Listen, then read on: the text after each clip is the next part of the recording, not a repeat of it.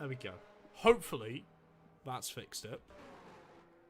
Hopefully. Let's hope so. I'll have a quick, Chat, can you I'll let us know? look. Hopefully everything's sorted, because we've just been commentating for the last 5-10 minutes. Waffling. Apparently you guys haven't heard a single peep of it.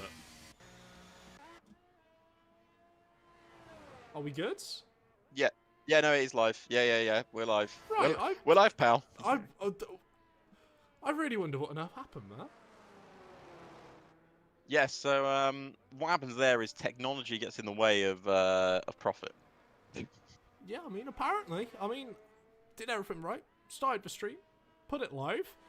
Apparently you just didn't want to go live. But, there we go. Fingers crossed that'll be the only technical difficulty today. And the best part is, you guys haven't missed out on too much. Well, I mean... Just our intro.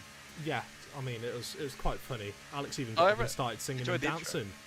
And, yeah, you guys have apparently missed that one, apparently. You missed it. What a shame. You're not going to get it again. Sorry. What a great fortune, I suppose, for some of you. But here we go. Hopefully, we're up and running. And, well, we could talk about what's happened so far on track. Aaron Regos putting out a brilliant bank collab, but Keanu Leotard there, in the Williams for GL, has just slightly pipped him. And we mentioned before, when you guys weren't here, we mentioned before about how close the qualifying sessions can be around here, and how close the races can be as well, because the drivers are allowed to follow each other.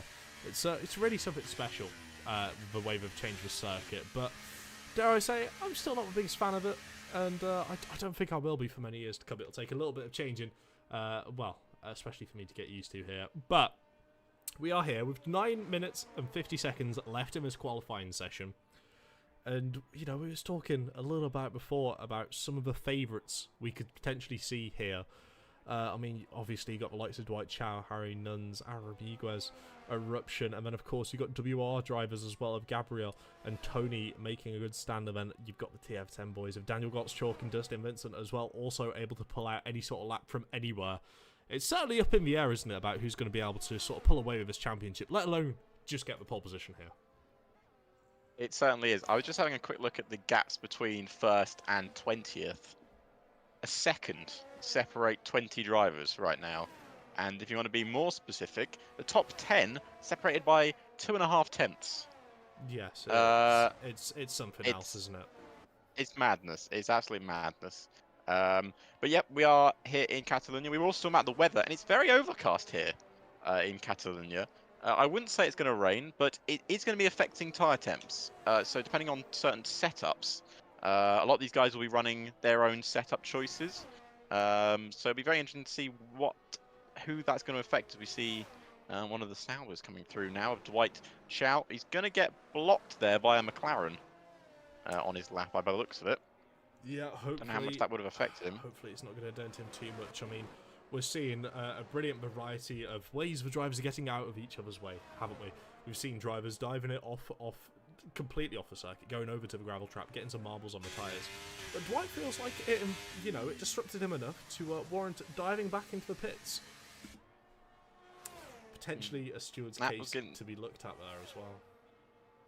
Yeah, of course, it's not up to us. We don't get to decide what happens to those penalties, so we can only judge on what happens at the time. As we see Marco cross the line and go top of the timesheets there, 1:10.5. Our first driver into the 1:10.5s, but only by 23 thousandths of a second. Currently on provisional pole, but I feel like I'm going to be saying that a lot in this qualifying session.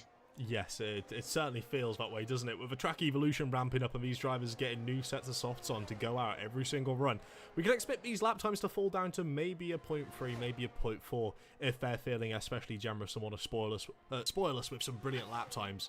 But realistically, it's just going to be one of those where we're going to have to wait and see what the drivers are really going to be able to put out on show for the second run in this qualifying session. Oh my god. Oh dear. Dare I say there might have been a little bit close to contact there on your screen, Alex, as we see Tony Hayata here for WR chuck him at Ferrari through the final couple corners. He's going to be looking to improve on his lap time from P11. Where can he put himself? And it goes to the top of the timing sheets. Brilliant work there from the WR driver.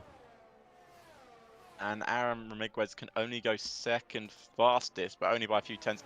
And then Thomas goes third fastest there. for Red Bull or CPI. Wow, this grid is ridiculously close. Here comes Keanu. He goes second fastest, 10.5. Wow. I did not expect. Like, I expected it to be close, but I mean, there's close and there's this. Yes, this is almost spoiling us with how competitive this field is. All the drivers working, as a cohesive unit, making sure everyone's out of each other's way. As we're going to be seeing here, the PR driver of Paulo Afonso looking to try and get a lap time slightly better on the board. He's currently sitting on 110.7. He's going to be looking to try and squirm that down just a little bit to find himself further up the grid for, of course, PR.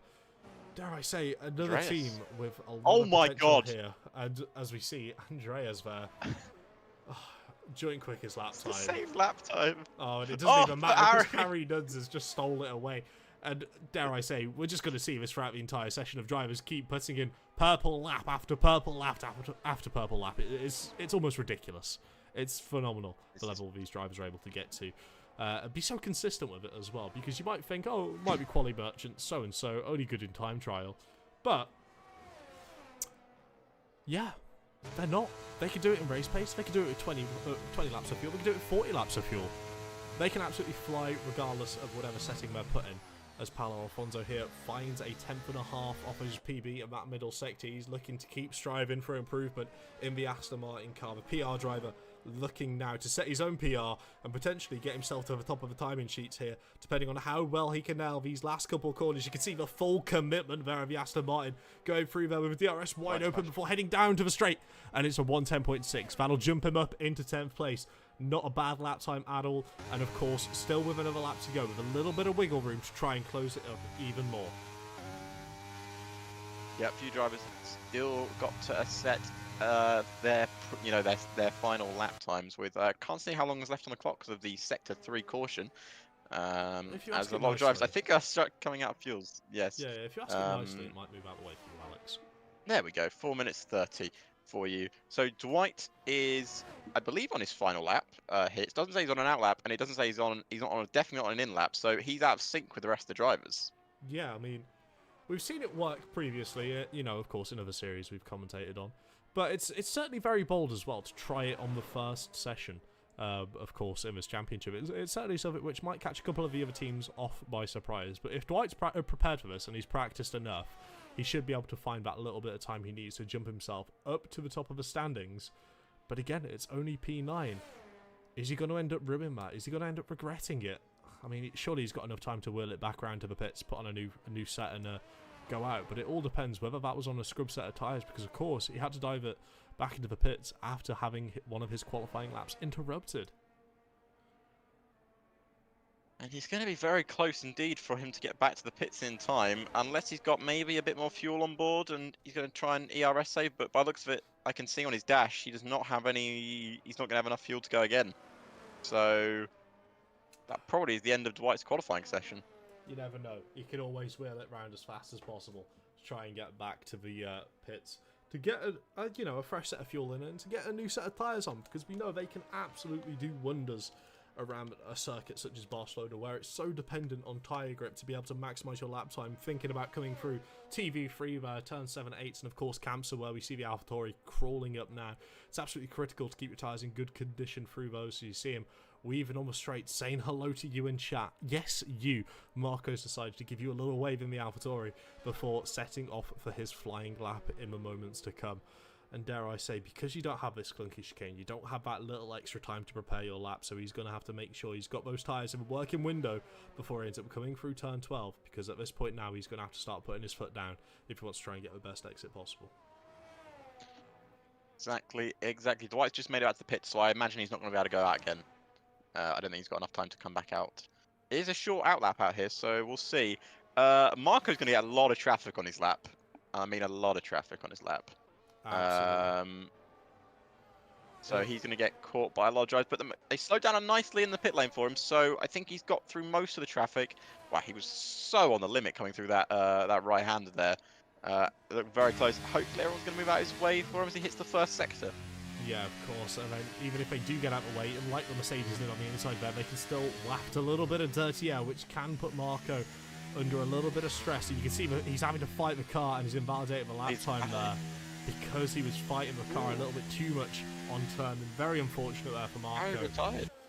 Oh, Harry's retired. He thinks he's safe. He feels like that's enough. But we do have WR driver behind Tony, Andreas as well, slightly further back, looking to try and get that perfect operating window, as we see Keanu Leotard now looking to close up by that 0.058 to try and see himself on pole position. And we know all these drivers have the potential to be able to pull out a stonking lap time, and Keanu's certainly going to be pushing the limits this lap to find out what that car is really capable of, and seeing if he can maximise his potential to start on the front row, if not pole position, here around the circuit of Catalunya, Barcelona. We got a 5-place grid penalty for illegal blocking. Are we having restarts for 5-place grid penalties? Do we know? Of course we are. It's another one of this game's beautiful features. We're now going to see Leotard roll up here to TV3, hitting that left side, making sure he doesn't run too wide on the right, otherwise it'll invalidate his lap time before swinging it across. Again, full commitment from the Williams, the GL driver, looking to absolutely put his mark on this championship nice and early on. Ends up hitting that apex beautifully on the left. You can see the car caressing itself back to the outside before having to flick it to the left for this open right-hander. Very gentle on the steering input, making sure you open it nice and wide before he absolutely slings it through turn 12 and approaching turn 13 at rapid rates and knots. You can see there full commitment once again from the Williams driver, and it is enough to snatch pole position for the time being. But of course, we've still got some very quick drivers left to go. Not to mention Aaron Amigos there, who's dived it back into the pits. Oh. And Tony's backed out as well. He's not gone again. Oh, dear. It's Andreas is still on a lap, but he's all over the place on that exit curb.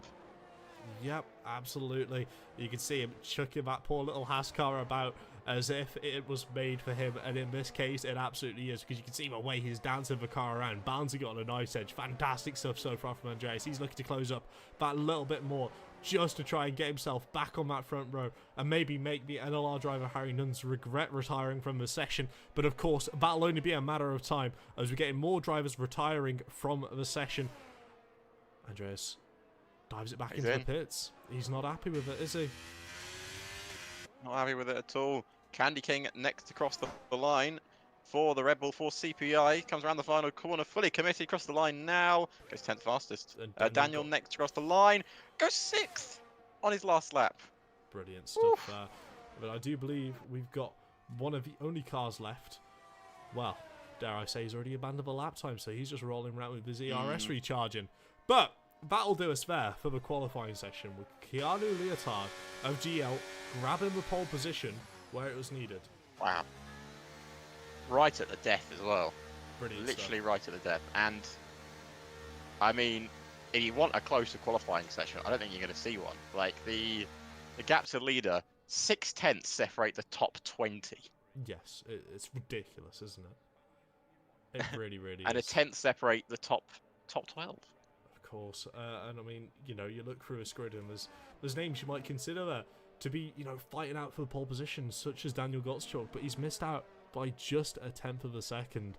And of course, you know, maybe around a normal track, that could be the difference between P1 and P4. But around a circuit like Catalunya, which is now so short, and with a grid as stacked as this, all the drivers very competitive, on equal footing, and you see him down in P6, it's going to be a tough pill to swallow for TF10 there. Certainly will be, but he's got a long race ahead of him. So there we go. There's your final starting order for the race. Of course, we have going to have a lobby restart due to 5-place grid drops. So Keanu on pole from Harry, Tony, Andreas, Aaron, Daniel, Paolo, Alfonso, Thomas, Marco, and Cremo on your top 10. Or Cremo? Sure. Cremo. Yes. Candy King, Dwight, Eruption, Gabrielle, Jan, Dustin, CGT, Sergi, yep, Linus, and I can't say that name. I almost got to all of them. I can't say that. Believe it or not, before, you know, we had a technical issue and we weren't live, yes. Alex said, I can pronounce every driver's name on this grid correctly. That was the only one I could see on that list that I could not pronounce correctly, and I do apologise if it's your favourite driver. Shame on you. Shame on you. I mean, dare I say, a very intriguing qualifying session, and I feel like it leaves a little bit more to be left wondering about what could potentially happen for this race because, you know, strategy is such a key part around Catalunya as well. DRS training is going to be prominent towards our front of the field, but it all depends on how well all the drivers can get around turn 1, turn 2, and turn 3. Because if we end up having an incident like we did back in real life with, you know, a Roman Grosjean spinning, that could potentially put this entire field in jeopardy, and it could split up the grid, and it could make it, you know, less of a DRS based race and more of a chess game, trying to figure out who's going to go where, what's going to happen. But of course, we wouldn't be here without the brilliant work from NLR, and dare I say any more, they're fantastic. Next Level Racing, one of the key sponsors to be able to bring you this PC Championship. So without further ado, we'll give them a mandatory screen time, why not?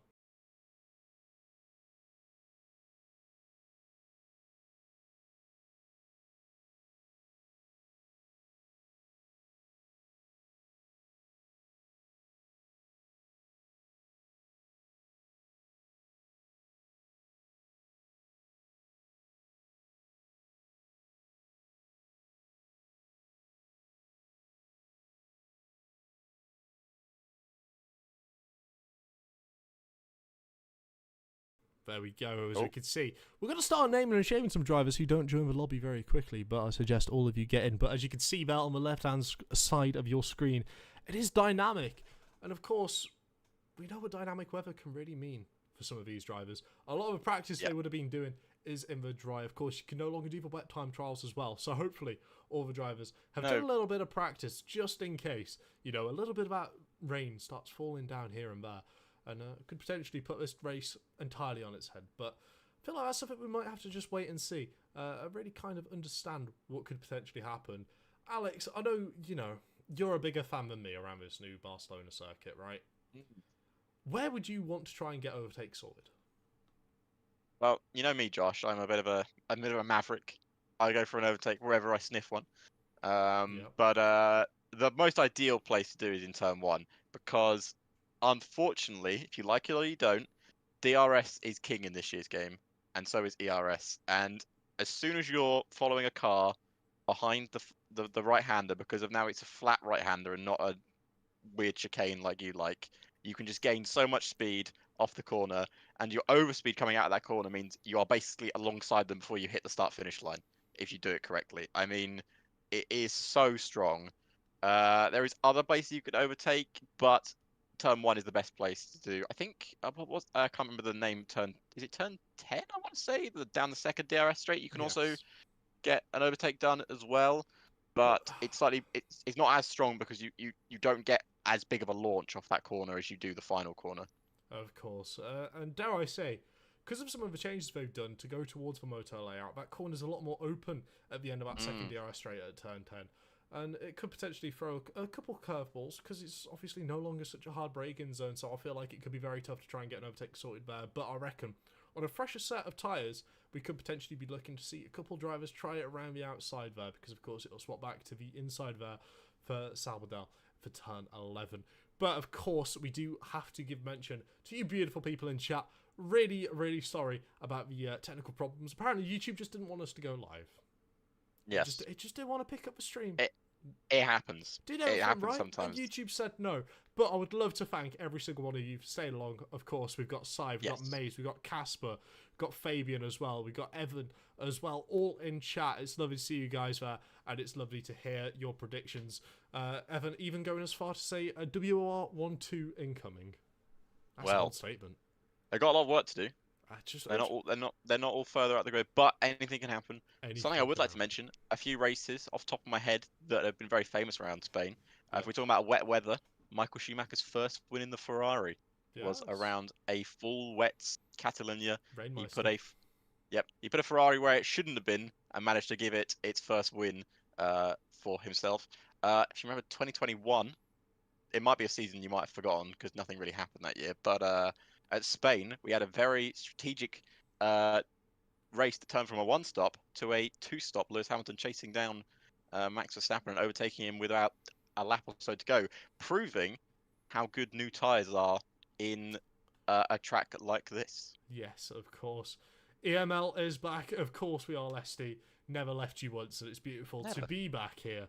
As Fabian says, Andreas win incoming. Where's Andreas starting? Andreas? Fabian, are you sure? You Are you sure you sure? want Are you sure you to? want to put that out there? I'm not You, saying you should take it back. I'm just saying you can if you want.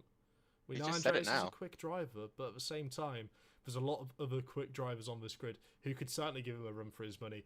I Especially, considering we don't know what the weather is. If it's wet, Yeah, I that's going to assume turn everything around. everyone has to stick with their setups they qualified on. Mm-hmm. So if it does rain, um, Could be in then trouble.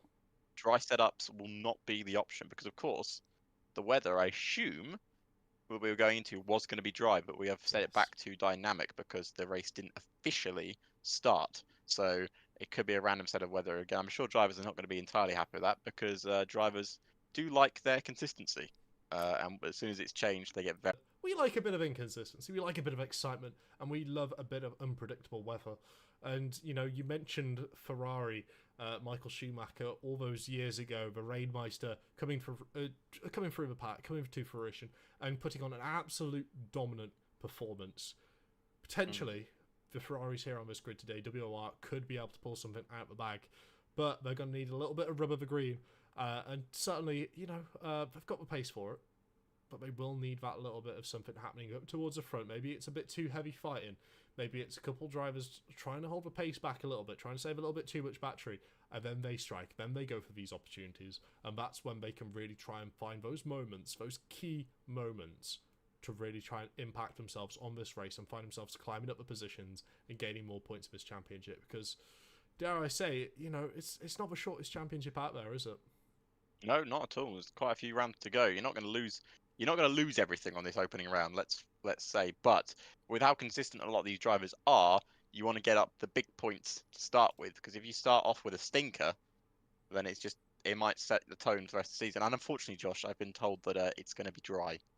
The Oh, weather is going to be reset to dry. Um, so it's fine. unfortunately, everyone, if you wanted a bit of rain, it's not going to happen. I can go cry. It's fine. Unless Josh wants to do a rain dance, he can do a traditional rain dance for you right now on stream. Maybe not. Maybe not. But He's wearing a Red Bull t-shirt, I am. I am. Help. so But dare I say, it's the second longest run down to turn one here around Spain, only beaten by Mexico. I was actually about to ask what track it Yeah, is, but Mexico. Of course that it makes is. sense. It's the long straight. So that raises a couple of questions. If you are the lead driver on pole, such as Keanu finds himself at this moment in time, do you really want to try and cover off that right hand side, depending on how good Harry gets off the line, or do you want to kind of stick it just on that left hand side, keep it to yourself, keep on the racing line, make sure your tyres are in the best condition possible, and hope that Harry doesn't get some sort of wicked start off the line to try and put it down your inside? Because realistically, we've seen all sorts of key overtakes happen off the start of a race because the drivers had a brilliant start, because the drivers had a better start than the car in front. It's something I would be thinking of if I was Keanu. I'd be thinking, they can't point their car in certain directions, but certainly maybe having a little shimmy over to the middle just to make sure Harry is aware that he can't just dive it up the inside, and there will be repercussions if he decides to try and put his Sauber car down the inside of Williams. I don't know, it's a tough one, isn't it? I think I'd be more worried about the car in third, personally, because we've talked about how quick Slipstream is in this year's game. Now, of course, where the Ferrari will be starting on the right-hand side, is it? That's poles on the left, if I'm not mistaken. Yeah.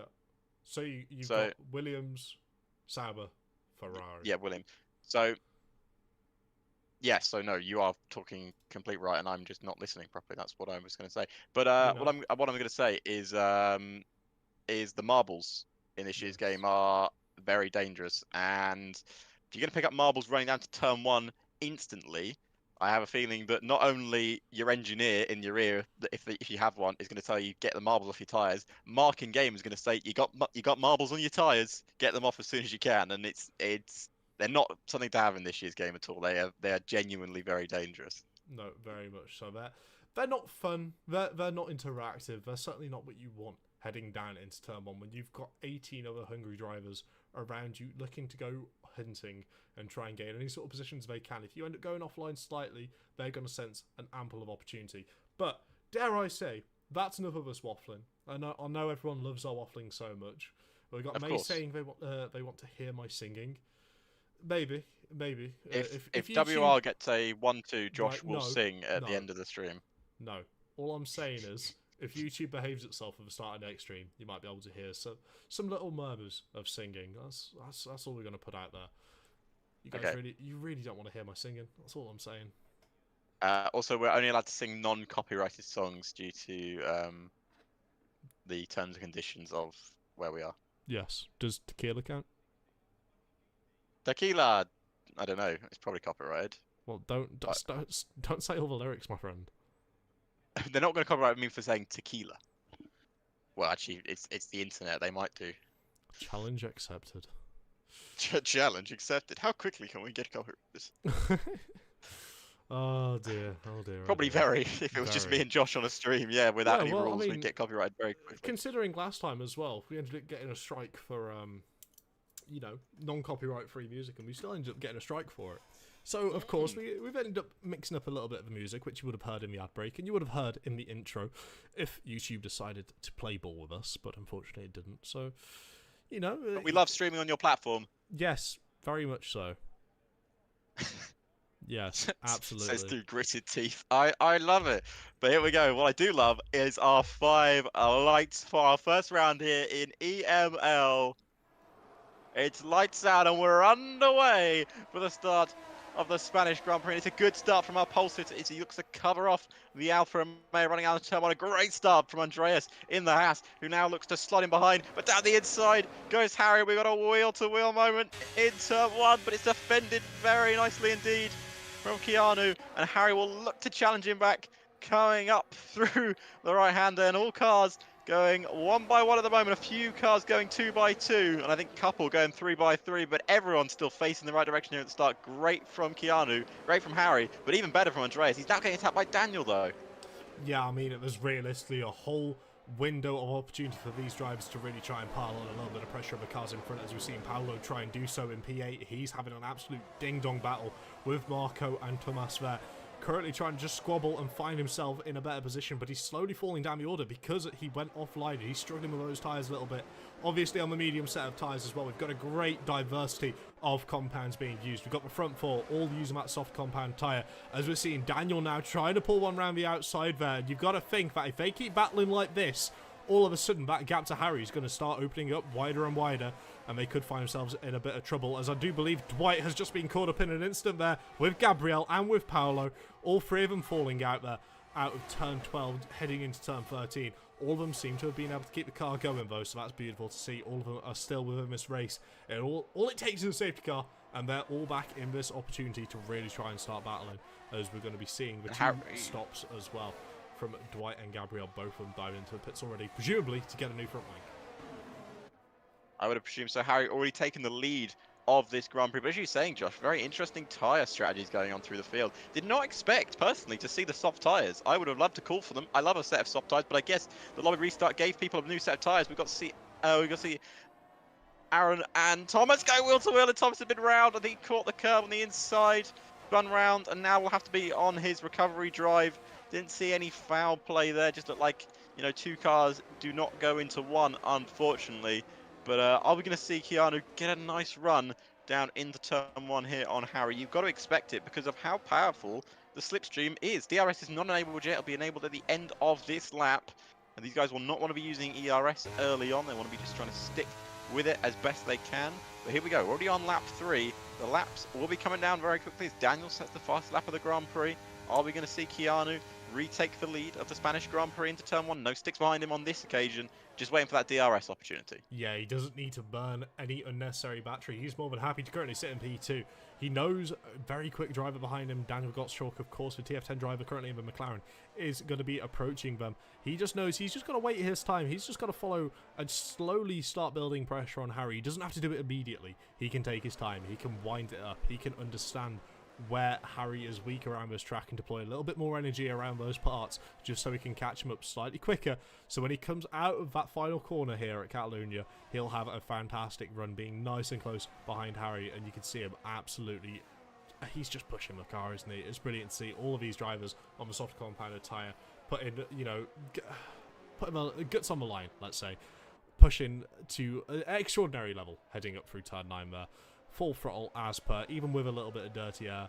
They're more than happy to sit in, just in the little bit of wake they get from the cars in front, and just ride with it. And it's fantastic to see they've got that level of car composure, control, and balance to keep the cars working in a beautiful operating window, even when they're following a car as closely as what Keanu is here to Harry.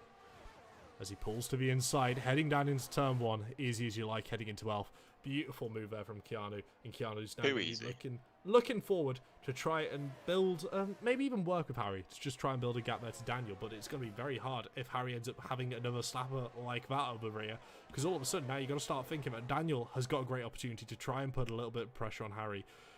Is Harry feeling the pressure of these drivers around him, Alex?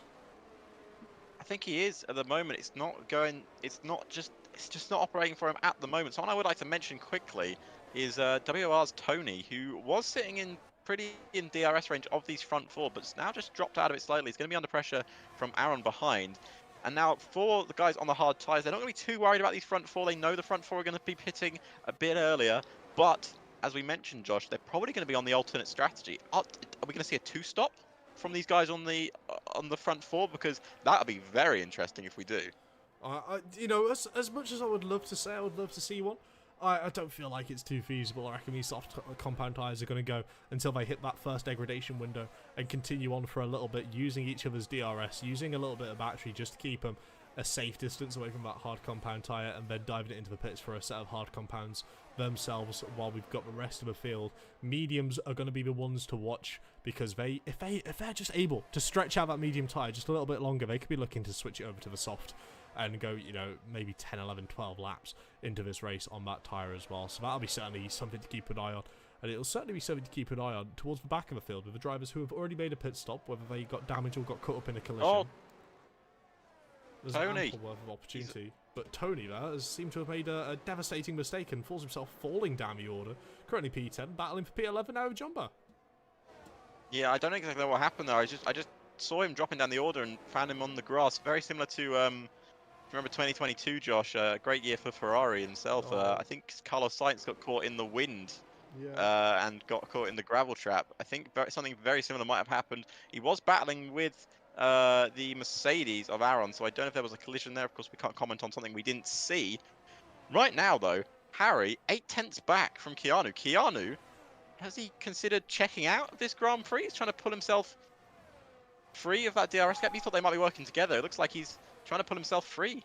Maybe, but I'll tell you, two drivers who definitely aren't working together. It's going to be Andreas and Daniel making a beautiful move, heading up through turn 11 there. Beautiful stuff there from Andreas to get the move sorted on Daniel and start looking forward to try and put a little bit more pressure on it. It's very interesting to sort of see the line Harry is taking through that turn 3 there, just making sure he takes it nice and early on the inside to try and get himself the best run possible, to straighten out that Sauber car as fast as he can to try and get a run onto the back of this Williams car. And it's worked out so well so far for him, but you got to think maybe going off a line just a little bit is causing his tyres a bit more deg, and he's going to start struggling to put the traction down a little earlier than the cars around him, such as Keanu, such as Andreas, who are taking that more traditional line of hitting it a little bit later.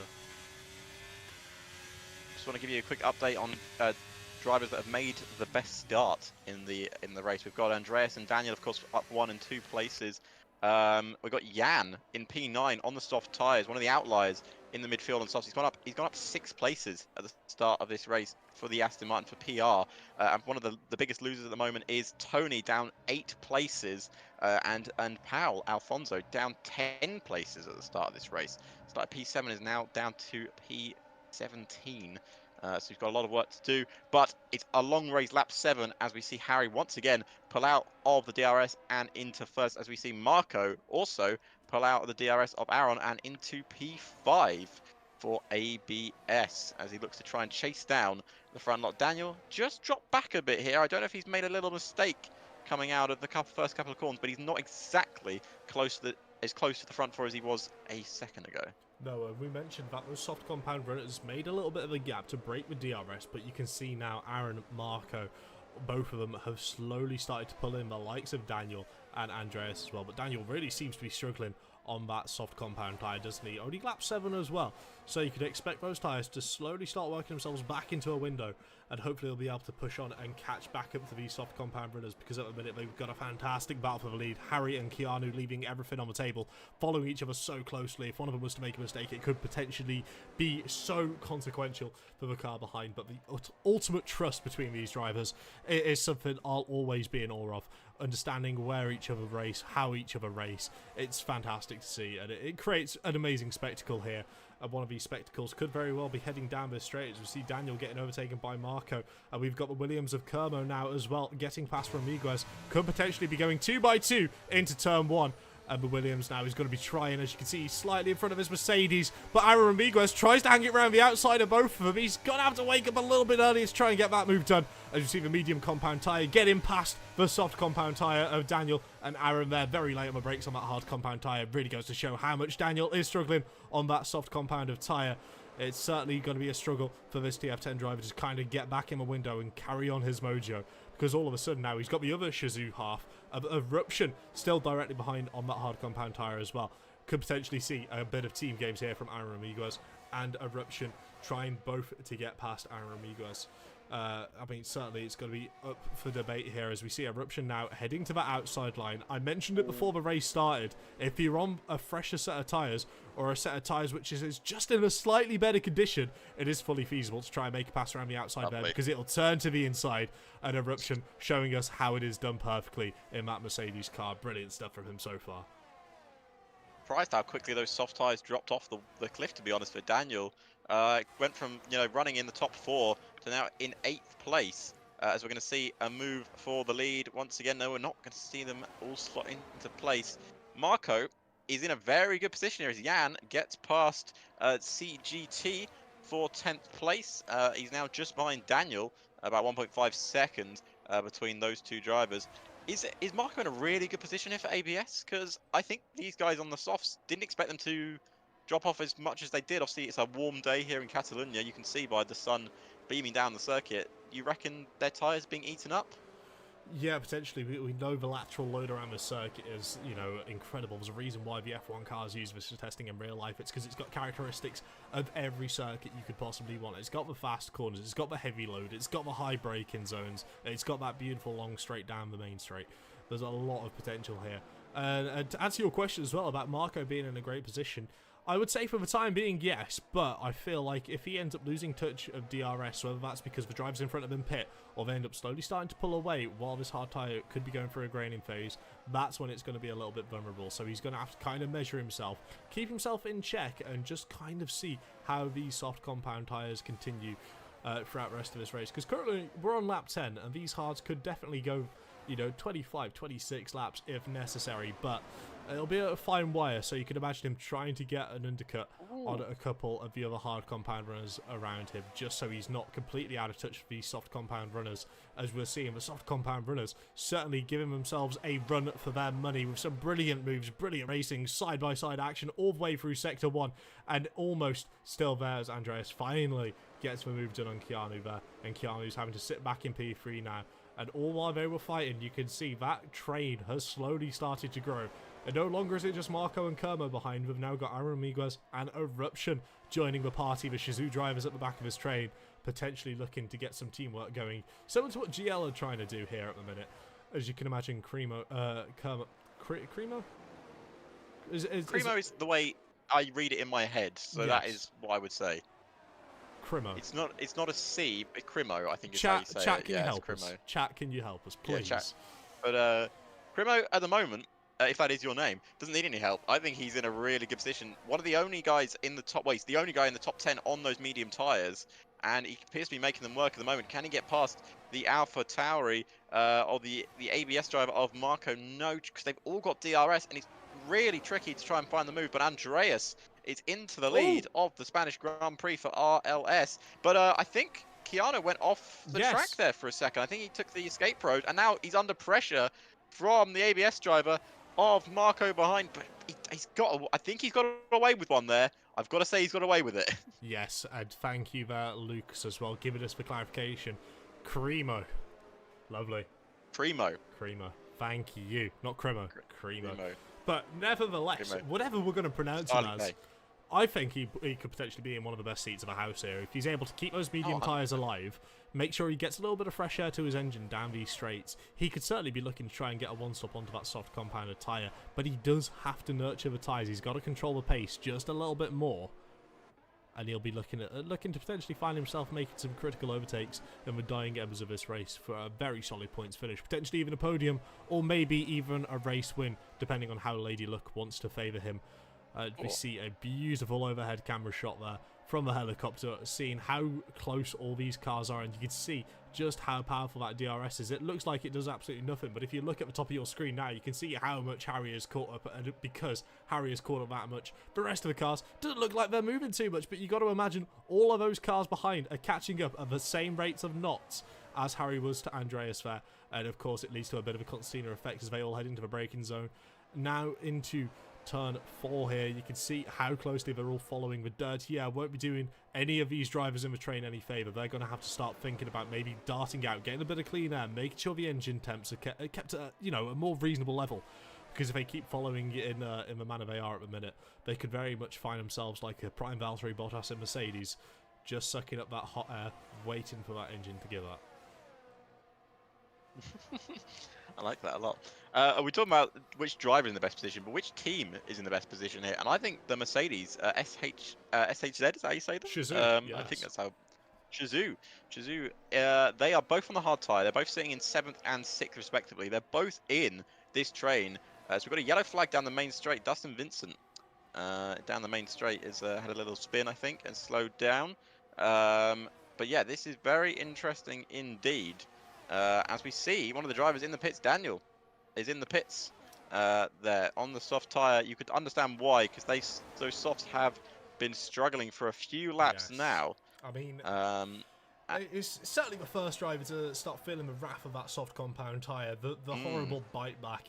And then, of course, once you get put off your racing line, you get the marbles on your tyres. It just leads on, doesn't it? It's kind of like a never-ending, mistake factory at that point, where it's not the driver's fault. The car just won't be in that perfect window. It won't be able to keep going at the same pace it was. He won't have the same grip. He won't have the same feeling, and he'll be forced offline by the other cars who are still running that hard compound tyre, still running that medium compound tyre, and then he finds himself in a very difficult and awkward position. But thankfully, he's been able to hop over to a set of hard compound tyres, which should see him to the end of the race, unless something interesting happens, safety car-wise.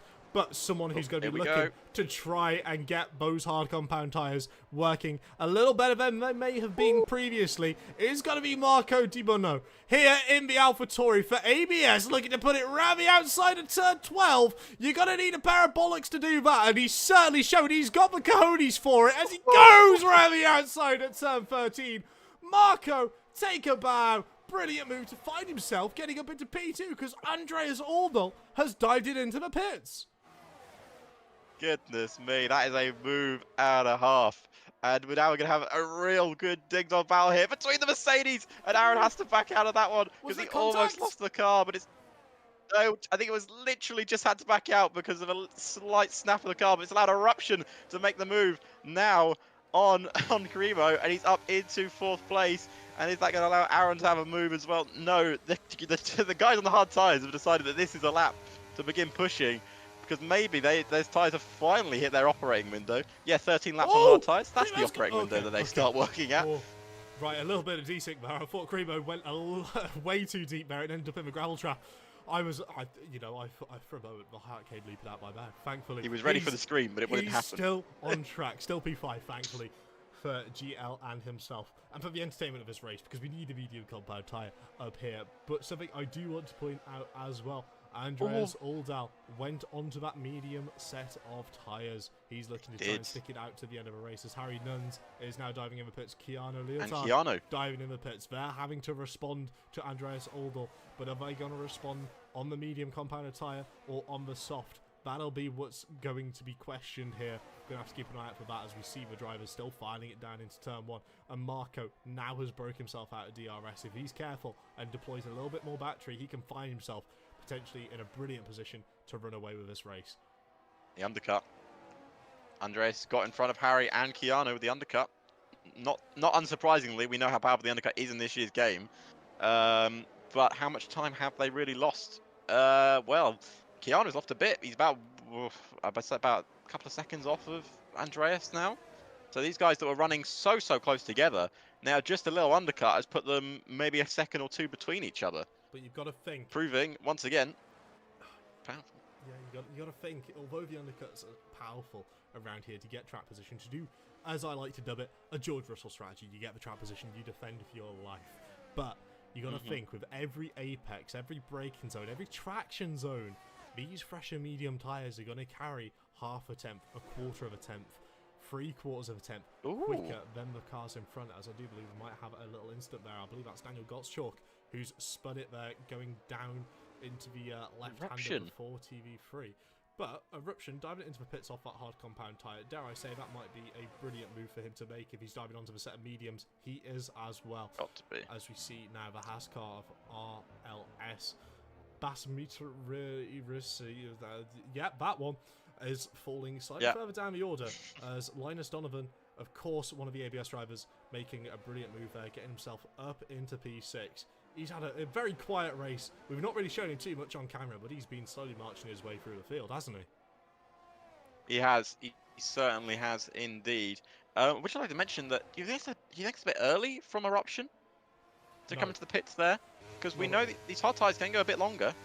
Or do you think that's just the perfect time?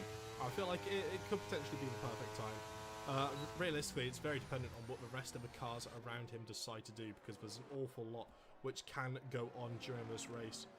As, you know, apparently my microphone decided to go a little bit quiet, and it might be just because I had that moment where for a second I thought one of the Williams... Yes, you've had it.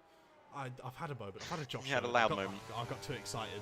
But Marco in the pits, Aaron in the pits, this is where we're going to see the rest of the hard compound tyres in the pits, which confirms my theory of Cremo deciding to go long on that medium to get to a pair of softs at the end. That's what I want to see. That's what I want to see. I love a set of soft tire. You know me, Josh. I'm a soft tire man. Absolutely. And just the rest of the drivers here. So 2nd to 7th right now. Sorry, 1st to 7th, all yet to pit in this race. And Andreas is going to have to try and make his way through the pack here.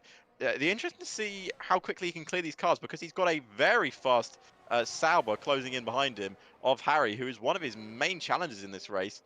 He's got to try and clear these cars as quickly as he can. He's already got the first one done. He's passed Alfonso there. Oh, very close from Harry, almost going to the back of them. I doubt these guys are going to fight too hard, because let's be honest, they're not their race. No, you gotta run your own race for a saying, let's say, and try and find who you're racing against and understand where you should be battling. Because if you start battling these guys who have already made their pit stops, you're just going to be losing a little bit more time where you don't want to lose it. But someone who certainly hasn't lost time making his way through the traffic is going to be Andreas and Harry, both of them still looking very formidable at the front of this battle. You see in the cars behind, such as Keanu, still now just arriving up to the back of the traffic. They're going to have a little bit of work to do, but we've currently got this battle for the provisional lead of this race. And with all this still going on, you've got to think, Cremo stayed out on track. He's doing another lap. He really wants that set of soft compound tyres at the end. He's going to need to take it, what, to lap 20, you reckon? For a brand new set of softs? Yeah. That gives him 13 laps on soft tyres. So it's going to take him, what, 5-6 laps to gain back the time that he loses from the pit stop. So he's going to have the rest of that time to challenge for the race win. Yeah, I mean, potentially. Or at least a podium. As we see... as Candy King has spun. Yeah, I was about to say one of the cars is off in the distance, so that's going to be very unfortunate for Candy, but you've got to realise he still didn't make a pit stop. He still could potentially find himself in this race if a safety car does occur. Of course, it's a very big if, but the race is never over until that checkered flag drops. As we've seen, a 5-second penalty being given for Thomas Smith for overtaking under a yellow flag. Could be something you could try and approach with stewards with, but you're going to have to really argue your case on why you had to make that overtake. Certainly something which I think it could be one of those features we've seen. Potentially, it might very well be. Might very well be a beautiful feature. Might very well be. But right now we are watching Harry, Andreas, and Keanu, who were the three battling for the lead of this race. As we see a lot of drivers setting their fastest lap times now. Aaron Ramiguez setting the fastest lap, and then Tony, who we haven't mentioned a lot in this race for a while. Down in 12th place, he's been slowly making his way back through the field. Keep an eye on that Mercedes duo, though, and Marco, because they're very much still in this race as well. As we see Marco, oh my god, dare I say, I said if it was a four-course safety car, I could be back in a race. But it is only a VSC. Marco finds himself clattering into the wall there. Very unfortunate coming out of turn 3. Reminds me of a certain crash another Spanish driver had there once. Commentator's curse again. Dear me. This plays beautifully into the hand of Cremo, though. He is just coming through the final sector now. He can, if he wants to have a little less time, he can pit right now and still come out. Yeah, potentially. He can come out in the lead. I mean, it could be very close. He's going for it. Fully in, yeah. He's going for it. Sorry about having to pull up the pause menu. Apparently, my microphone decided it wanted to go to the place where all technological devices go to end themselves, and decided to turn itself down even further. Boy, oh boy, I do love Windows sometimes. Making sure I don't crack anything, but as you see, they're all in. That red set of soft tyres going on, and I feel like if you're one of these drivers who have already pit, you've got to take this opportunity, because otherwise, Cremo could just be away with this race win. You got to keep him honest. It is a full safety car, not a virtual. The game told me it was a virtual safety car. It did. A full safety it's car. Changed. That's why everyone is in. The only one who didn't pit is Aaron. He's staying out on his 3-lap-old medium tyres. Someone this has helped as well, who unfortunately I can't pronounce their name, in third place for RLS, has gained so much time and is sitting in third for the Haas car. Yes, Bass here for the RLS for Haskar. Finds himself on a fresh set of soft compound tyres, exactly where he would want to be, currently in P3, with a great opportunity to try and make himself further up the grid, potentially trying to challenge for that race win against Cremo, but we know Cremo's pace is certainly something to behold. And also, I feel like it's only fair to mention the drivers who have decided to brave it out. And of course, we've got the Shizou driver, Aaron Ramiguez, who understood double stacking with Eruption wouldn't be a viable option, so he stuck it out on a set of medium tyres. He's going to be looking to try and disrupt the flow of the cars around him. Sergi Quesada, as well as Linus Donovan, all of them sticking it out on that tyre. But dare I say, Alex, this could potentially be a whole gateway to a new level. You could even call it the next level of racing here at EML. Of course, beautiful pun, but while we've got the rest of the drivers filing through, I feel like it's only fair to give them their just desserts and quickly remind you about the company which has sponsored this championship and is bringing you this great racing here today.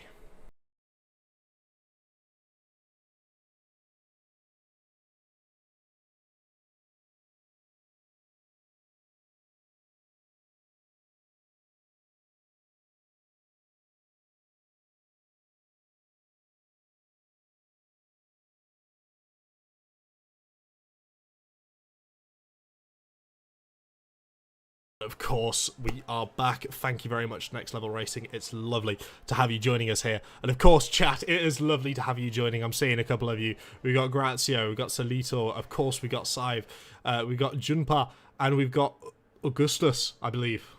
That's not a bad name to have, is it? Augustus. Brilliant stuff there, chat. It's lovely to get you involved here. Let us know. Now we've got 12 laps of this race to go, and we can see all the driver compounds and what tyres they're choosing to stick it out on. Who's going to be your prediction for the race win? Come on. For me, at this point... My prediction? I mean, I'll tell you what. I'll go for mine first. I feel like, you know, they've found themselves in a great position because of a safety car, but I feel like their strategy was, you know, head and shoulders, potentially one of my favourites to go for, and that, of course, will be Cremo, and, of course, these safety car laps under the soft compound tyre will just make sure they last right until the very end. And if we're lucky, we should get a safety car restart this lap, because we just see Dustin Vincent coming around the, I think it's coming, what corner is that? Sayat, I believe? Yes. Coming through Sayat right now. And if we're lucky, he should catch the back of the queue before we hit the second safety car line. I think we might have another lap. Maybe. Ooh, well, no. Unless it's called late. It can be called late. Gonna have to be called now if it's gonna get called in. No. But Mailander might want another lap. Yeah, well, at this point, I feel like they're just trying to show off that Mercedes safety car. No! Oh! I Okay. told you it'd be late call if it was going to be in, and it is certainly a late call. But here we go. We have our first safety car restart here in EML, and it's Cremo that will lead us away from Aaron, and then Bass is I'm going to call him. Like he's from Scotland, but he's definitely not Scottish. But Bass is in a good position as well. I don't think he would have found himself in this without the safety car, but this is what motorsport is all about, and we are back underway there. And I think some drivers have been caught out, especially Aaron, who's been really caught out on this safety car restart. As we race down into turn one, we're going to watch as we see the Haas driver, the RLS driver trying to go around the outside, can't make the move stick, and a lot of drivers trying to swap position. We're trying to keep an eye on everything going on. Keanu's dropping places. Eruption making up places as well. Keanu went so far wide that he's going to be under pressure from Candy King, as Harry's going to make the move up the inside as well. Harry up into 5th place ahead of the Aston Martin and Donovan. And Donovan is trying to battle back as well. Donovan's made another move because we see the Alpine of Sergi go a bit wide. It's 4 wide in that midfield fight. It can't end well. They're still wheel to wheel as Paolo Afonso's made another move. And it looks like everyone's just trying to push their way through. The race has not got that many laps left towards it as we see Bass take 2nd place. He's up ahead of Aaron in the Haas car. And goodness me, I just saw a rampage of a battle going on behind me, Josh. What is going on? Of course, everyone's absolutely chucking their car in places you wouldn't necessarily expect an overtake, trying to catch everyone by surprise. But Finish Maestro has found himself back up into P2, and he's going to be looking to close down on Cremo, but he's got a tall task there. But meanwhile, we've still got this fantastic, outrageous battle going on in the middle of the pack. Alfonso, who of course had that spin earlier on in the race, but the safety car seems to have rejuvenated him, brought him back to life, resuscitated his chances to potentially get a podium here as he's looking to close in on Linus Donovan and Aaron Ramiguez in front on that older medium set of tyres. As we've got another spin at the back. I believe that is Dwight Chow. Might have had contact with Thomas Buildup, hence why both of them are slightly off the pack. Very unfortunate for Dwight. We know Chow has got, well, a certain fan base here in the chat. We've seen all the love pouring in for him, wondering what's happened to him in this race. It's certainly not been one of the races he'll want to remember, but it'll be a learning stone. It'll be a step in the right direction, looking forward, because realistically, when you get caught up in incidents like this, you've got to start thinking the only way is up. You can't be stuck forever with these instances in these races, as you've seen Alfonso currently making up another position there in P4, looking on the next hit list to try and get past Aaron Amiguez, but it's going to be no easy feat. We know what that Shizou driver is capable of, even on an older set of tyres. Those soft tyres seem to be working so well on this restart, and I'm not surprised. We've seen how quick these soft tyres are, and Bass setting the fastest lap of the race. Do not count him out of this race yet. Obviously, we know how fast Cremo is, but Bass has come out of really nowhere, to be honest with you, in the Haas car to find himself up in 2nd. But, you know, the reason why these drivers are all racing here is because when these situations arrive, they are ready to perform, and Bass is really showing what he can do. Oh my God, it's a big crash at the back. A big crash at the back between Eruption and Keanu's out as well, the pole sitter. It was Eruption, Keanu, and the WR car of Tony as well, all getting caught up in that. We saw a car pointing sideways, but Alfonso is not going to care in the slightest about what's happening behind him. He's only looking forward. He's looking at the rear wing of this Mercedes, the Shizou driver, Aaron Ramiguez, and he's going to be looking to try and get a move here. He's just deciding just to back out for now. But if he keeps waiting and waiting for his opportunity, you've got to start thinking about the other drivers behind him, such as Harry Nuns, is going to really try and build that pressure up on the Aston Martin, trying to find something else just to try and, you know, pop it through and really just try and find himself in that operating window. But of course, that'll certainly be something that he'll be conscious of. It'll be a constant decision now to use the DRS to get this overtake sorted. But he's waiting a little bit too long. He's not quite made the position there, and Harry Nuns is going to follow him through. The pressure remains on for Paolo there. Certainly something to be interested and thinking forward about the rest of this race, because now he's got a 2-second gap. He's going to have to burn a bit more of his battery to keep that P3 in comparison to the cars around him, who are going to be using that DRS to their full advantage. As we've got Lucas Sive in chat saying, come on Paolo, Rehard's engineering coming in clutch, dare I say. Well, can we just mention the battle for the lead as well? Yes. Like, we were expecting, I think you were expecting Cremo to drive off into the distance, but Bass has really trying to prove himself here for the Haas team and for RLS, most importantly. But they're both in a really good position, 7th and 2nd. And to be honest with you, before that safety car, you wouldn't say that we'd say RLS are going to be getting big points this afternoon. Of course not, no. And then, I mean, realistically, we take into consideration here as well the pedigree that Finnish drivers have had in the esports scene. I mean, look at Joni Tormala, the grandpa of sim racing. He's a phenomenal talent. Could we potentially be seeing the next Joni Tormala here, right here in EML? I feel like that could potentially be up for debate, up for discussion, but Bass is certainly going to be looking to try and capitalise on any sort of mistake Primo's going to give him, while we've got a certain ding-dong battle happening behind us, but I don't really want to swap off for the lead here, because Bass seems to be sizing up a move, heading into turn one almost every lap, waiting for that perfect opportunity. But Andreas Oldal, yet again, another one of these race protagonists who had a great opportunity to try and win this race. The safety car has cost him dearly, but he's certainly not looking to dwell on that too much. He's looking to look forward and make a couple more positions, as Linus Donovan's going to be next on his hit list. You can see him following so closely, heading through TV set 3 here. It's phenomenal to watch the cars go through here, but it is a little bit nerve-wracking when they're so close to one another. Oh, I'm not the biggest fan, but I do love watching it. Donovan was not in any mood to yield down the back straight there. He was like full Alonso defense down the back straight. I know, a man that you, I'm not a big fan of, Josh, but you know what his defensive abilities are like as a Formula One driver. And Donovan was like, I'm just going to push you as far to the right as I can without making it dirty. But here we go. Andreas is now going to have another opportunity down the back straight. DRS wide open, and Donovan does not have any DRS to defend. Here we go to the right hand side. Are we going to see another push to the right? No, not on this occasion. He knows he's lost that place, but Bass is into the lead. Yes, Bass is into the lead of the Spanish Grand Prix, ahead of Cremo and the RLS driver, who was very much not in this race before the safety car. He's now well in it, and he's running in the lead, but ahead of Cremo, who was probably a favourite to win this Grand Prix. Absolutely, and this is exactly what you've got to sort of take into consideration. I mean, all these drivers are so competitive and so close, but the only thing which seems to hamper them is potentially getting stuck around other cars, having to follow, having to run to their pace. This is a prime example, as we see the young Finnish driver now taking the lead of this race, showing what his pace is truly capable of in this Haas car. But did he shoot his shot a little too early?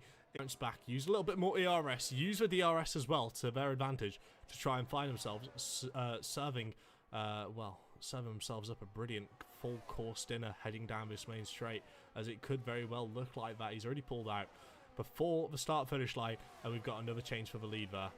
Brilliant stuff from Cremo. Again, you might have to think, Bass might have to think twice about what's going on. And his light was flashing on the back of Bass's car. And as you said, Josh, did he shoot his shot a bit early? I think he used all his ERS trying to make that move. You can see when the light is flashed at the back of the car, you are under 10% battery. Cremo, on the other hand, I think running a bit higher battery indeed. And Harry, don't count him out of this race yet. He is closing in on these front two. It's only a matter of time before these soft tyres start having a struggle. But because the good thing now, we are later in the race, they are running less fuel than they were at the start. They will not be burning the tyres as much as it was during the start of this race. As Keanu sets the fastest lap of the race, it's not going to be much of a, much of anything, to be honest with you, being down in 19th place after starting on provisional pole. But we are on lap 28 of 33. Not long left in this one yet, Josh. And right now it's Cremo, Bass, and Harry, your top three. But Alphonse Paulo is in this race as well. Andreas is also in it. There's still anyone's race. Yeah, of course. There's still an awful lot to be gained, and now you've got to think as well. All these drivers are within the DRS of one another, and it'll only be a matter of time before the soft tyres start showing a little bit of the pain they're currently suffering. Doesn't matter how much Bass and Cremo decide to fight one another. Harry Nuns is slowly going to be reeling them in. Lap after lap, apex after apex. He's waiting. He's just having to be patient, waiting for that opportunity, waiting for the time to strike. In the Sauber car, trying to jump even further ahead. Currently sitting P3, but his red light is flashing. That's going to be something. The drivers in front won't necessarily know, but certainly the drivers behind will be keeping a keen eye on that, thinking about a potential overtaking opportunity heading back down that main straight once they get round to it. And with drivers, such as Paolo, such as Andreas behind him, he's surely going to be start thinking, maybe I need to stop pushing. Maybe I need to stop trying to catch up to these two. I'll let the DRS do the work. I won't chuck as much battery into it. It's going to be a tough Oh, one. It's well, going to be a tough one for him to manage. It's going to be but tough. I feel like we know very much from the qualifying session NLR had, if any driver on this grid is going to be able to nurture their battery, nurture their tyres into a window where they're in a chance to win this race from P3 on a harder set of tyres, it could very well be Harry Nunn's, Andreas Aldel, or maybe even a Linus Donovan. 3 to go in this race. Lap 30 of 33. Bass made a little mistake in the third sector. He ran over one of the yellow sausage curbs, which cost him about a tenth or two coming into the final sector. He can't afford to make too many of those mistakes. And we don't see mistakes from these top drivers very often, but they're not robots, are they, Josh? No. They're human in the end. They all make mistakes, but it is about those tiny little errors which could cost you. And they're a little bit of a rear end loss from Bass, another thing that could cost him in this race. He's really trying for this Grand Prix win. He wants to give RLS a good start to their campaign here in EML, and it is looking good at the moment. Second and fifth would be a brilliant start, but first and fifth, or maybe first and fourth, would be an even better start. Absolutely. You just got to try and think of what can happen and what will happen. Surely is these drivers saving up that little bit more ERS for the last couple laps of this race before they decide to burn it all and try and get the overtakes done where it's necessary. But you can see Harry Nunn's here right on the back of the Finnish young child, looking for an opportunity here. He's only a young lad. He's only a child. He's got a very bright future ahead of him. He's got an opportunity to try and make himself into, the next Joni Tormina, perhaps even the next Kimi Räikkönen, depending on how his karting goes. Dare I say, he could be off to a great start here in EML. Dare I say, when was last time? Make yourself famous, kid. Exactly. When was last time you saw a young kid decide to try and take on the brave situation of defending and going on the offensive to cars around him, which he didn't necessarily qualify around. Dare I say, it might have been a certain young driver back in the McLaren days, young Mika Hakkinen. I feel like there's a lot of potential for this young lad to try and give it everything here, as we've got both the RLS drivers still pushing their little Haas cars. Both of them are up in this battle. I mean, as things stand, they could be looking to potentially be championship favourites. Of course, safety car helping out a bunch, but you've got to be there to make the most of the opportunity, and they certainly have done so far in this race as they're coming back onto this start-finish straight here for lap 32. Oh, 2 more laps of racing to go. Who's making the moves? Penultimate lap, here we go. And are we going to see a move into turn 1 between the Alfa Romeo and Bass? And it looks like Harry is not waiting any longer. And Bass maybe wasn't expecting it where he was. And Harry takes second place. And now he's going to be under pressure from Paolo. As we see, CGT is retired from the race in turn 1. And there's a big loss of points there, right on the penultimate lap. But for Bass, I don't think he was expecting Harry to go for the move where he did. And that maybe is the experience coming into factor there. Yeah, certainly something which will grow as they race more in this series. It'll certainly be interesting seeing the development of those drivers, but one thing is for certain, the development of Harry in this race has been phenomenal. He got hindered by that safety car, unfavourable timing, but he's looking to try and close even further up, as we've seen RLS now working together as a brilliant unit, getting the move done on Paolo there. Or have I spoken maybe a little bit too soon, because Paolo's still there, still trying to hang it around the outside through turn 12 here on that old soft compound tyre. It surely doesn't have too much grip left in it, but he's still willing to try and hold it around the outside. That is brilliant from Paolo. And of course, we've still got this race happening for the race lead. Harry's red light is flashing, so is Bass's, but it's going to be now or never as Harry sends it to the inside of a Williams car with a little push, a little scrub, but Rubbin is racing around here as now Cremo looks to be getting a little bit of that dirty. Yeah, he's not in a favourable position. He's having to try and straighten out that car as soon as possible to make sure Bass doesn't get an overtaking opportunity heading into this last middle sector. Of course, it is last time they'll be going through here. Surely it's going to be an overtaking opportunity just around the corner. You can see Harry's red light is still flashing. Alex, I don't know how to call this one. It's certainly something. And we were talking about overtaking right at the start of this Grand Prix. This is the last chance he's going to get to go for this move. 3/10 back. He's going to have to dump all his battery, all his skill. He's going to go for it. Defense to the inside. He's going to have to force his leg round the outside. And there's no room there. And he might have gone a bit deep. And it's going to cost him maybe in this race. Cremo might have lost it on the last lap of the Grand Prix because he thought he might be able to get past him. Andreas into 4th. But for your race winner, it looks like it's going to be Harry in the Sauber. He crosses the line to win the Spanish Grand Prix. Cremo in 2nd and Bass in 3rd. Andreas in 4th and Powell in 5th. We've got Gabrielle in the WR in 6th. Candy King in 7th. Dustin Vincent finishes in 8th place. Sergi in 9th. And Linus Donovan rounds out your top 10. Wow, what a final lap. And Harry, he's done it. He picked up the win for NLR. Dare I say, a well-deserved win. I mean, realistically, this track, this race threw everything it could at this Sauber driver of NLR, but he stood strong, he took it in stride, safety car couldn't stop him, competitive strategies from other teams couldn't stop him. No driver on this track was able to stop him, as he is the race winner for this first round of EML here. Brilliant race from Harry. But Alex, bigger question. Who's your driver of the day here today? Well, I think the game might show it off, to be honest with you. And I don't think I could disagree with that one. Like, I think he was possibly 20th at qualifying. I think he started last. And if you can go from last to 3rd and you are challenging for a race lead, you've clearly got a lot of pace for yourself. And yeah, maybe qualifying didn't show how good you could be, but you kept yourself clean, you kept yourself in the race, and yeah, the safety car of course helped. Of course it does. But you've got to be there when it counts, and he almost was, and you got to say 3rd would be a great start to his season.